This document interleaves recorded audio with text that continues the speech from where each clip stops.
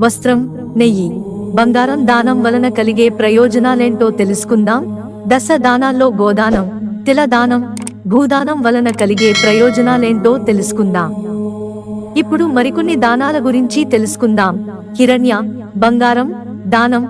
బ్రహ్మదేవుని గర్భం నుంచి పుట్టిన బంగారాన్ని దానం చేయడం వల్ల సమస్త కర్మల నుంచి విముక్తుడు అవుతాడు. ఈ దానంతో అగ్నిదేవుడు సంప్రీతుడై అగ్నిలోక ప్రాప్తిస్తాడు. నెయ్యి దానం. ఆజ్యం అంటే ఆవు నెయ్యి. ఇది కామధేనువు పాల నుంచి ఉద్భవించింది. దీనిని యజ్ఞ యాగాదులందు సకల దేవతలకు ఆహారంగా హవిస్సు రూపంలో సమర్పిస్తారు.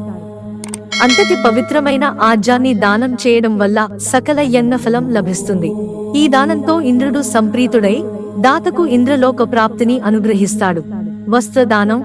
చలి నుంచి శరీరానికి రక్షణ కలిగించే వస్త్రం కేవలం అలంకారానికే కాకుండా మాననాన్ని కూడా కాపాడుతుంది.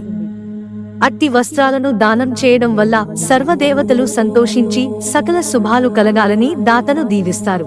మిత్రులారా, ఛానల్ సబ్స్క్రైబ్ చేసుకోవడం మర్చిపోకండి. ధన్యవాదాలు.